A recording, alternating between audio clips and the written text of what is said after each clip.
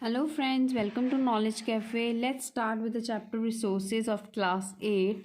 Today we will do this topic conserving resources.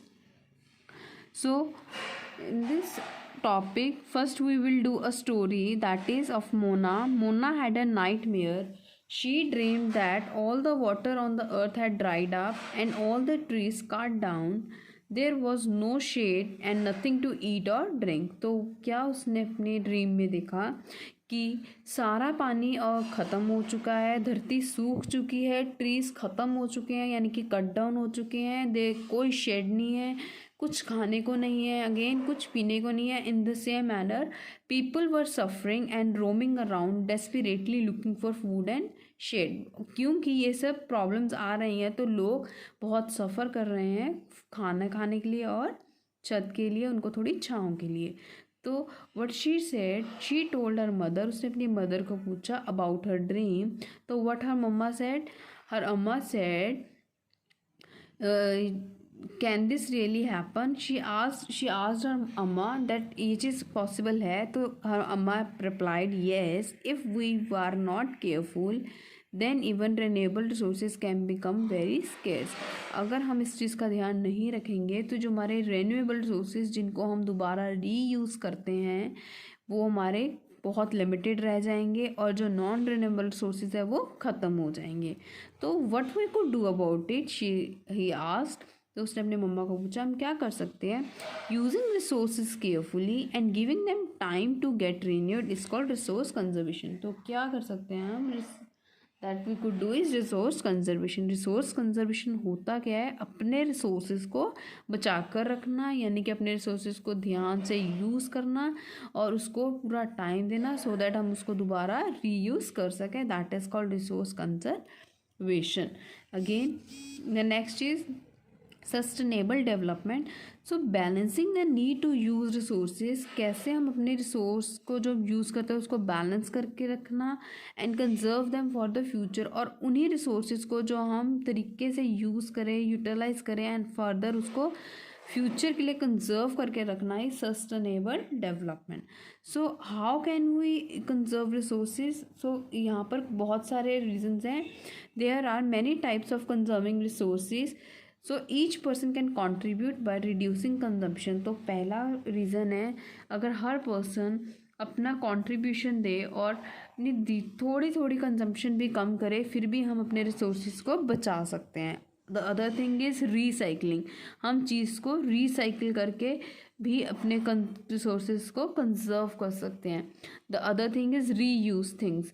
तो हम चीज़ को दोबारा यूटिलाइज करके यूज़ करके भी अपने रिसोर्सेज को कंजर्व कर सकते हैं. सो हमें इससे क्या रिजल्ट मिलेगा, ultimately it makes a difference. इससे हमें बहुत फ़र्क मिलेगा. इससे because all our lives are linked, because हमारी सबकी लाइफ इससे जुड़ी हुई हैं तो हमें इससे बहुत बेटरमेंट मिलेगी. So next what kids do in further topic, that evening the children and their friends made packets. तो बच्चे कुछ पैकेट्स बना रहे थे and shopping bags out of old newspaper, discard clothes and baskets from bamboo sticks. So what are they saying, बच्चों ने क्या किया, जो पुराने न्यूज़पेपर्स थे या क्लोथ्स थे या what ever they had in their houses, अपने घर से ही उन्होंने चीज़ें निकाली, उनको दोबारा यूज़ करके उन्होंने उन्हीं चीज़ों से अपना बैग्स क्रिएट किए. तो उन्होंने बेसिकली चीज़ों को रीयूज़ किया और अपने रिसोर्सेज को बचाने की ट्राई की. We will have a few to every family we know said Mona. तो हम किसी न किसी वे से इस तरीके से अपने रिसोर्सेज को सेव कर सकते हैं. After all it is for very good cause. तो बिकॉज क्योंकि ये हमारे अच्छे के लिए है. To save our resources and to keep our earth alive. ये किस लिए हम करते हैं चीज़ों को रीयूज़, ताकि हम अपने रिसोर्सेज को बचा सकें और अपनी अर्थ को अलाइव रख सकें. I am going to be very careful not to waste paper set जैसी. तो जैसी फर्दर हमें क्या लेसन देती है और कहती है कि we should not waste paper, हमें पेपर वेस्ट नहीं करना चाहिए एंड ट्रीज़ हमें नहीं कट करने चाहिए जो कि हमारे पेपर से बनते हैं. I will see that electricity is not wasted in my house.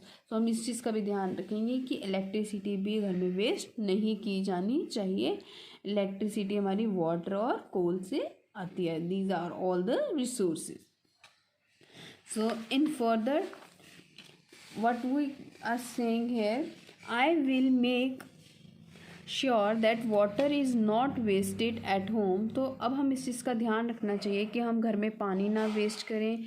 every drop of water is precious. so in future water is very precious for us. तो हमें ये ध्यान रखना चाहिए लाइफ में कि हमें पानी को वेस्ट नहीं करना है. It is very precious. Together we can make a difference. तो इन छोटी छोटी चीज़ों से ही आप बहुत बदलाव ला सकते हैं. These are the some of the things Mona, Raju and their friends did. तो ये कुछ चीज़ें जो उन बच्चों ने की है और हम भी अपनी डे टू डे लाइफ में कर सकते हैं. So what about you, they are asking, how are you going to help in conserving resources. So these are the things that you could also do. The future of our planet and its people is linked with our ability to maintain and preserve the life support system that nature provides. तो future क्या है हमारा कि हम हमारे जो resources हमें nature से मिल रहे हैं हम उतने एबल हों और उसको मेंटेन करके रखें और उसको बचा कर रखें जो हमें नेचर प्रोवाइड कर रही है. तो it is a duty to ensure. हमें क्या क्या चीज़ों का ध्यान रखना चाहिए. All uses of renewable resources are sustainable. जितने भी रिसोर्सेज हैं रेन्यूएबल वो सस्टेनेबल होने चाहिए यानी कि हम उसको फ्यूचर में यूज़ कर सकें. The diversity of life on earth is conserve. जो हमारी धरती पे लाइफ है उसको हमें बचा कर रखना चाहिए. The damage to natural environment system is minimize. जो हमारे नेचुरल रिसोर्सेज को डैमेज होता है वो कम से कम होना चाहिए. So these are the few principles of sustainable development. So this is the important question. Let's review this also. Respect and care for all forms of life. हमें लाइफ के हर तरीके से नेचर की रिस्पेक्ट करनी चाहिए, केयर करनी चाहिए. Improve the quality of human life. हमें इंसान को अपनी लाइफ जीने की क्वालिटी को इम्प्रूव करना चाहिए. Conserve the earth's vitality and diversity. हमें अर्थ की वर्टेलिटी को, डाइवर्सिटी को, नेचर को बचा कर रखना चाहिए. और हमें minimize the depletion of natural resources यानी कि अपने नेचुरल रिसोर्सेज को कम होते हुए कम से कम उसको ख़त्म होते हुए देखना चाहिए कि हमारे कम से कम नेचुरल रिसोर्सेज एक्सप्लॉयट हो. Change personal attitude and practices. हमें अपना पर्सनल इन्वायरमेंट की तरफ एटीट्यूड जो है चेंज कर लेना चाहिए. And enable communities to care for their own environment. और हर कम्युनिटी को, सोसाइटी को अपने इन्वायरमेंट की केयर होनी चाहिए. So we have done with this chapter. Thank you for watching this video. Please do subscribe my channel and like my video. Bye bye.